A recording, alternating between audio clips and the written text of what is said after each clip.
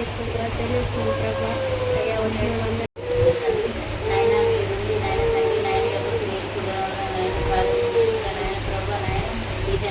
ప్రత్యేకంగా నా అందరితో నేను మాట్లాడండి నాయన.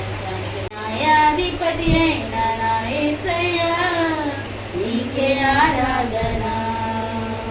న్యాయాధిపతి అయిన నా యేసయ్యా నీకే ఆరాధన.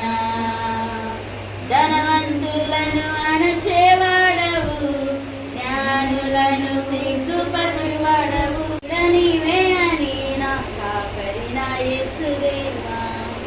ఆకర్షించుము దేవా, నన్నాదరించగరావా. కాంక్షణీయుడ నీవే అని నా కాపరి నా యేసుదేవా. సాతాను శోధనలు నన్ను చిన్నవి దేవా. కష్టాలు కన్నీళ్ళు నా గుండె నిండెను దేవ. లోకంలో ఒంటరినై ఉండగా చెంత చేరి యేసు సేదరించగా. లోకంలో ఆనందం మరుగైపోయింది, లోకంలో ఆనందం మరుగైపోయింది. యేసులో ఆనందం దొరికెనే. ఇరుకులో విశాలత, పొదువులో సహాయం, నిరాశలో నిటార్పులో ఆశ. హల్లెలూయా స్తోత్రం యేసయ్యా. యేసయ్యా నీవే నా రక్షకుడవు. యేసయ్యా నీవే నా సృష్టికర్తవు. యేసయ్యా నీవే నన్ను కాపాడు. నీవే ప్రభువు. నీకంటే నాకు క్షేమాధారం ఏది లేదని యెహోవాకు నేను మనవి చేయను. నిరాగండి. భూమి మీద ఉన్న భక్తులే శ్రేష్ఠులు, వారు నాకు కేవలం ఇష్టలు. యెహోవాను విడిచి వేరొకరిని అనుసరించి నదిలాగా జీవజలమా ఆత్మనాథుడా. ఎండని నదిలాగా రంభగోదక. జీవజలమా ఆత్మనాథుడా. ఎండని నదిలాగా రంభగోదక.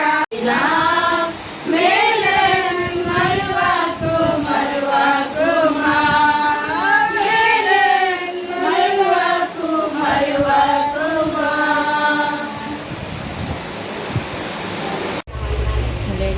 యాక్సిడెంట్ అంటే నాకు నేను ఇల్లు కడుతున్నాను కదా, దాని విషయంలో చాలా అప్పులు చేసుకోమాట, కట్టేసుకొని వెళ్ళిపోవాలని.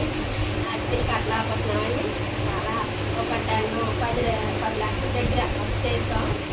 కానీ మాకు వచ్చేది కొంచెం చాలే, కానీ అప్పులు చేసుకోమాట. నెలకి నాకు కొంచెం ఒక ప్రాబ్లం అనమాట పని వల్ల. కానీ నాకు ఎలాగా ప్రాబ్లం సాల్వ్ అవుతుందో నిజంగా నాకు దేవుడికి అసలు ఆ లోటు ఉండదు. మంచి బియ్యం తింటాం, వాటర్ బియ్యం కూడా కాదు. మళ్ళీ డిమార్ట్కి వెళ్ళి నేను రేషన్ మొత్తం తెచ్చుకుంటాను. అసలు ఇప్పుడు కూడా నేను ఇంట్లోనే వండుతాను అన్నమాట, బయట నుంచి కూడా తెచ్చుకోం. రేషన్ అలాగా సంతోషకరంగా, ఆనందకరంగా, ఉత్సాహంగా మనకి ఏది లేకపోయినా సరే దేవుడు అంటాడు. దేవుడు ప్రత్యేకంగా మాట్లాడుతున్నా ఏంటంటే కృతజ్ఞతలు. మనక ఎప్పుడైతే మనం మనకంటూ మనంగా ముందుకు వస్తామో దేవుని విషయంలో సంతోషంగా.